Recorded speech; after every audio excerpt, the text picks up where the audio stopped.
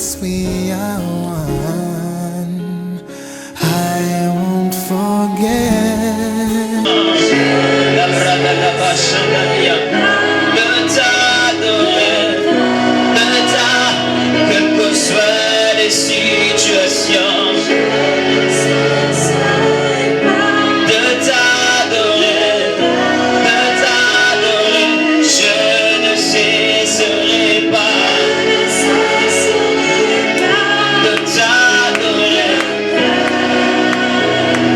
je ne cesserai pas de t'adorer, de t'acclamer, je ne cesserai pas, Rabasha, de t'adorer, je ne cesserai pas de t'adorer, je ne cesserai pas de t'adorer, même si les choses ne marchent pas, je ne cesserai pas. Mon adoration ne dépend pas des situations ni des circonstances. Moi, je ne cesserai pas. Rabashadalaba. Je ne cesserai pas de t'adorer, je ne cesserai pas de t'adorer. Je ne cesserai.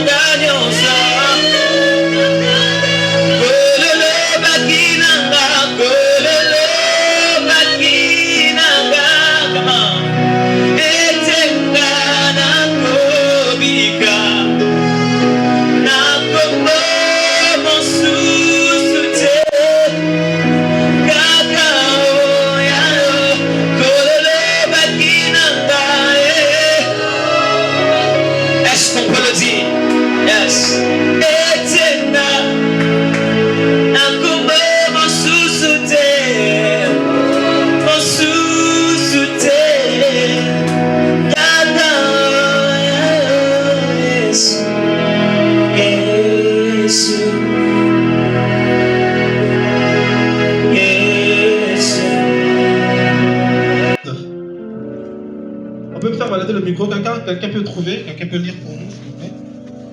2 Rois chapitre. Je vais parler très rapidement.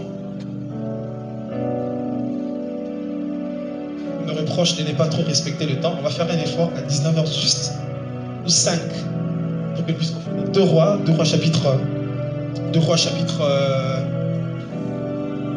13, on va lire à partir du verset 21. À partir du verset 19, 2 Rois. Il y a quelqu'un qui a trouvé.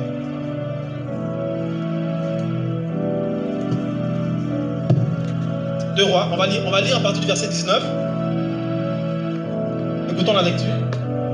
2 Rois chapitre 13 à partir du verset 19. 2 Rois, j'ai lu au nom de Jésus. Amen. Le reste des actions de Joas et tout ce qu'il a fait, cela n'est-il pas écrit dans le livre des chroniques de rois de Juda? Ses serviteurs se soulevèrent et formèrent. Tu es sûr que c'est 2 Rois? 2 Rois chapitre 13. 2 Rois. Ok. 2 Rois. L'homme de Dieu s'irrita contre lui et dit, il fallait frapper 5 ou 6 fois, alors tu auras battu les Syriens jusqu'à leur extermination. Maintenant tu les battras 3 fois. Tu peux continuer? Élisée mourut et l'on l'enterra. L'année suivante, des troupes de Moabites pénétrèrent dans le pays. Et comme on enterrait un homme, voici on aperçut une de ces troupeaux de ses troupes. Une de ses troupes. Et l'on jeta l'homme dans les sépulcres Et l'on jeta l'homme dans le sépulcre d'Élisée.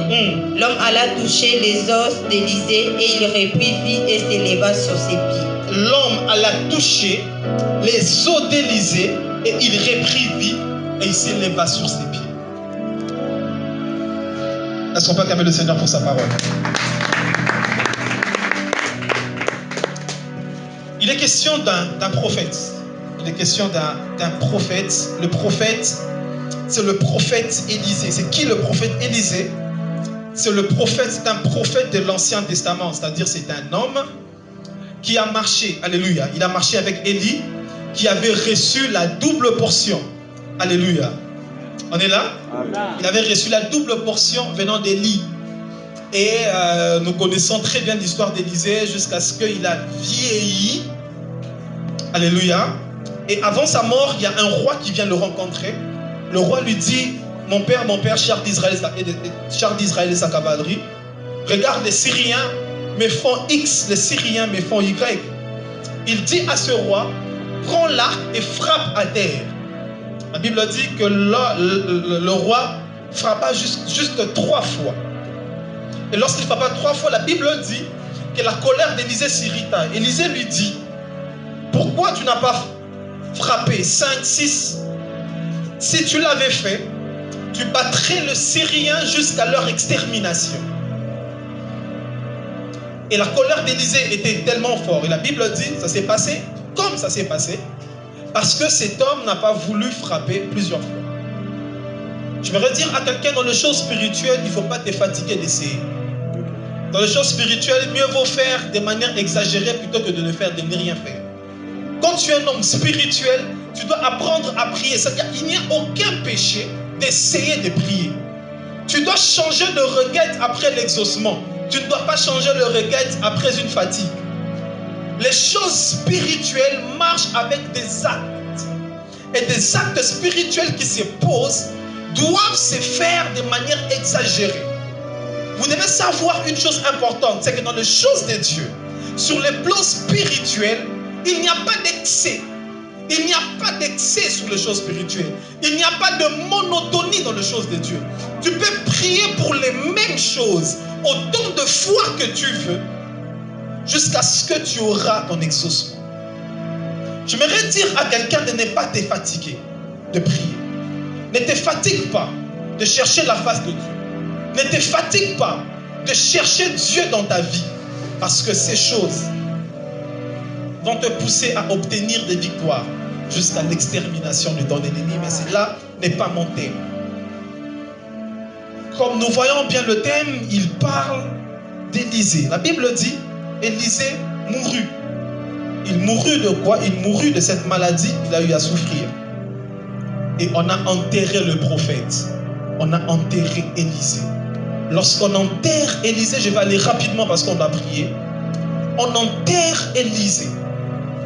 Et plusieurs moments plus tard, la Bible dit, une année après, l'année prochaine, il y a une autre personne, un autre monsieur qui était mort. Et après sa mort, il est mort comme naturellement, lorsque quelqu'un meurt, la personne est censée être enterrée. Et l'on a pris cette personne, on l'a transportée. Et on part enterrer cette personne. Et lorsqu'on va l'enterrer, la Bible dit tout à coup. Dans certaines versions, on dit subitement. Ces personnes ont entendu l'invasion des Moabites. Et les Moabites commençaient à entrer. Et ces hommes devaient choisir. Soit protéger quelqu'un qui est déjà mort, soit sauver notre vie. Sinon, nous allons rejoindre la personne qu'on est en train de transporter. Alléluia. Ce n'était pas un instinct mauvais, c'était un instinct naturel. Parce qu'aujourd'hui, même si je suis en train d'enterrer, je prends un exemple, mon père, mais s'il y a la guerre, on ne va pas chercher qu'il y ait encore 2 morts. Je dois quand même assurer la succession. Je vais le laisser. Moi, je vais sauver ma vie. C'est un acte naturel. Et on ne pouvait pas condamner ces gens-là parce que c'était naturel. Ils avaient le droit de jeter. On ne peut pas les en vouloir. Parce que c'était une personne qui était déjà morte. Et lorsque la Bible dit qu'on a pris cette personne et on l'a jeté, on a jeté ce monsieur, on l'a jeté. La Bible dit, lorsqu'on l'a jeté, il toucha le zoo d'Élysée et il reprit vie, il s'est mis à marcher. J'aimerais dire une chose à quelqu'un, une chose que nous devons comprendre. L'invasion des Moabites était une surprise. La résurrection de cet homme aussi était une surprise pour les personnes qui l'avaient transporté. Donc c'est pour nous dire que les surprises ne sont pas seulement au camp de l'ennemi. S'il y a des surprises négatives qui peuvent nous arriver, il y a aussi des surprises positives qui peuvent aussi nous arriver. Ils n'ont pas seulement été surpris par l'invasion des Moabites, mais ils ont été aussi surpris par la résurrection de la personne qu'ils avaient transportée. Donc c'est pour nous dire dans la vie que ne t'attends pas seulement aux surprises négatives, parce qu'après une surprise négative, il peut y naître de surprises positives. Et moi je viens déclarer dans ta vie pour ce mois d'octobre que l'Éternel inaugure une saison de surprises positives. Tu vas te réveiller le matin, les choses qui étaient mortes vont ressusciter. Parce que si les problèmes peuvent arriver de manière surprise, les bonnes choses aussi peuvent arriver de manière surprise. Est-ce que quelqu'un croit à la surprise de Dieu? Est-ce que quelqu'un croit à la surprise de Dieu? Dieu est un Dieu qui nous surprend. Les Moabites sont entrés de manière inattendue. De manière inattendue aussi, ces mêmes personnes ont constaté la résurrection. Je viens dire à une personne que parfois l'arrivée de certains problèmes peuvent mettre fin à un autre problème. L'entrée des Moabites a mis fin à la mort de leurs proches. Alors qu'ils avaient enterré l'entrée de... Moi, je vous dis la vérité. Dieu peut parfois envoyer certains problèmes pour mettre fin à certains problèmes. Et j'aimerais dire à quelqu'un que les problèmes qui vont t'arriver ne vont pas te tuer, mais Dieu l'utilisera pour mettre fin à un autre problème. Parce que s'il n'y avait pas cette guerre, cet homme ne serait pas ressuscité. C'est parce qu'il y avait eu cette guerre qu'ils ont constaté la résurrection. Est-ce que je parle à quelqu'un que tu vas constater la résurrection, que les problèmes de maladie qui est en train de te tourmenter va peut-être mettre fin à ton problème de vie de prière là. Les difficultés, le manque d'argent que tu rencontres va peut-être mettre fin à ta paresse. Est-ce que je parle à quelqu'un? Parce que moi je crois qu'avec Dieu, un problème peut mettre fin à un autre. Permets-moi d'avancer, permets-moi d'avancer. Aide-moi à avancer. Amen. Dis avec moi, avance. Ce soir, nous allons parler à ce mois parce que tout doit tourner à notre faveur, même les problèmes. Ça doit travailler en notre faveur. Et la Bible dit, on a pris cet homme, on l'a transporté. Lorsqu'on le transportait, on transportait cet homme, on l'a transporté. Cet homme, on l'a emmené, jusqu'à ce qu'il y ait cette invasion. Et après cette invasion, la Bible dit, ces hommes devaient choisir. Soit sauver leur vie, soit mourir avec le mort. Alors ils ont choisi, comme je l'ai dit tout à l'heure, que c'était un instinct naturel de prendre un mort et de le jeter. C'était très normal de prendre un mort et de le jeter parce qu'on devait sauver sa vie. Mais moi maintenant, je ne suis pas à la part de ces hommes-là, je suis à la part du mort. Moi, ce que j'apprécie avec le mort, si ces morts-là n'avaient pas été jetés, ces morts n'allaient pas être ressuscités.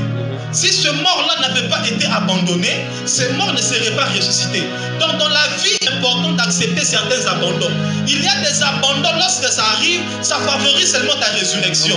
Si ces personnes-là avaient dit, on va protéger notre mort, on doit l'enterrer avec fierté, ils n'allaient pas ressusciter. C'est parce qu'ils l'ont jeté que ce mort a été ressuscité. J'aimerais dire à quelqu'un, il faut parfois accepter le rejet.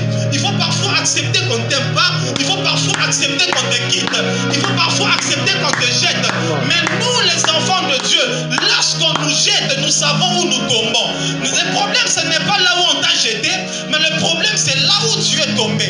J'aimerais dire à quelqu'un que Dieu va passer par les rejets des hommes pour ressusciter quelque chose dans ta vie. Aussi longtemps qu'on transportait cet homme n'allait pas.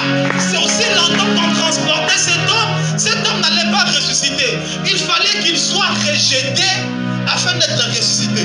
J'aimerais dire à quelqu'un que les rejets que tu as vécu va faire ressusciter quelque chose dans ta vie. Le problème que toi tu as rencontré là va faire ressusciter quelque chose dans ta vie si tu ne me dis pas Amen. Moi j'entends Joseph me dire Amen. Imaginez un peu que Joseph était protégé par son père, Joseph ne serait pas premier ministre. Imaginez un peu que Joseph était protégé par ses frères, Joseph ne serait pas premier ministre. C'est parce que Joseph avait été rejeté, Joseph avait été jeté, on l'a jeté au cimetière, on l'a jeté en Égypte, mais là où il est tombé, il s'est levé comme premier ministre. J'aimerais dire à quelqu'un que les rejets des hommes vont favoriser ta résurrection. Les rejets des êtres humains favorisent. Moi ce soir, je viens dire à quelqu'un de ne pas pleurer lorsqu'on te rejette. Je viens dire à quelqu'un de ne pas regretter lorsqu'on t'abandonne. Laisse les abandons, qu'on t'abandonne. Accepte qu'on te rejette. Mais la chose est vraie. C'est que là où tu vas tomber, tu vivras la résurrection. Vous savez, il y a des choses, des relations que tu forces pour rien. Parfois, il faut laisser.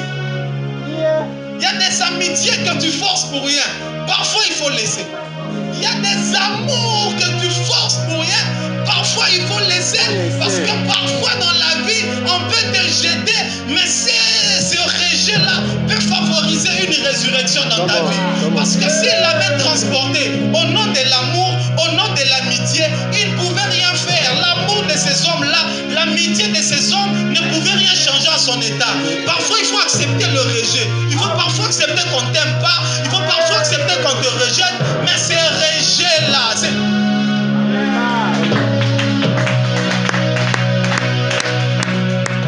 Est-ce que tu me permets d'avancer? Tu me permets d'avancer? Dans le livre de Nombre, dans le livre de Lévitique, il y avait une loi. C'était quoi cette loi? C'est qu'il était interdit à toute personne de toucher les morts. Lorsque tu touches un mort, tu deviens impur. Lorsque tu touches un mort, tu deviens quelqu'un d'impur. Tu es impur pourquoi? Tu es impur parce que tu as touché un mort. Pourquoi tu es impur? Tu deviens impur parce que aussi longtemps que tu es en contact avec un mort et que tu touches un mort, la Bible dit que tu étais déclaré impur. Mais ce que moi j'aime avec cet homme aussi avait touché un mort. Mais le problème c'est que cette loi était une loi qui était attachée aux vivants. Ce n'était pas une loi qui était attachée aux morts. Donc parce que cette personne se retrouvait dans l'état de mort, la loi qui était établie n'a pas eu d'effet pour lui. C'est pourquoi vous devez comprendre qu'il y a certains états qui nous favorisent certains résultats, qui nous fait échapper à certaines lois.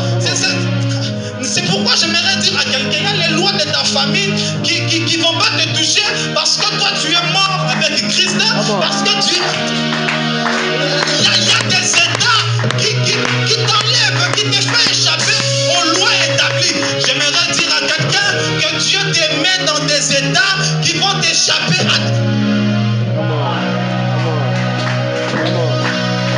Est-ce que tu me permets d'avancer?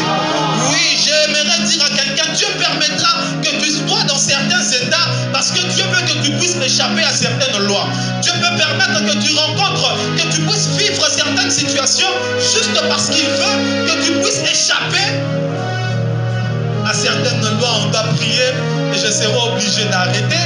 Mais avant d'arrêter, je vais dire la dernière des choses. Et après ça, je veux terminer. Moi, il y a une chose qui me fait du bien dans ces textes, c'est de voir que le mort tombe sur un autre mort et les os d'un autre mort donnent la vie à un autre mort. C'est deux morts qui sont en train de s'entraider. Vous vous rendez compte? Ce n'est pas un vivant qui ressuscite un mort, mais c'est un mort qui a réussi à ressusciter un autre mort. Donc dans la vie, tu n'as pas besoin d'être supérieur pour être une solution pour ton prochain. Vous pouvez partager les mêmes états, vous manquez vous tous 100 francs, vous manquez vous tous 1000 francs, mais tu réussis quand même à être une solution pour ton prochain. C'est pourquoi j'aimerais dire à quelqu'un, ne sois pas complexé de vouloir toujours s'attacher aux personnes élevées, aux personnes grandes. Parce que tous les vivants qui ont transporté cet homme, ils n'ont pu rien faire pour eux. Il fallait qu'un mort, comme l'autre mort là, puisse l'aider. Dans la vie, il faut faire attention. qui peut être une solution pour toi peut partager les mêmes problèmes que toi. Mais Dieu peut faire en sorte que malgré les problèmes que vous partagez, mais que l'un puisse être une solution pour l'autre. J'aimerais déclarer dans la vie d'une personne, seulement dans tes manques-là, tu seras une solution pour ton prochain. Seulement dans ton manque-là, tu peux être une solution pour ton prochain. Donc moi, j'aimerais dire à quelqu'un, Dieu est capable de passer par n'importe qui. Tous les vivants de cette ville n'ont pas réussi à ressusciter cet homme.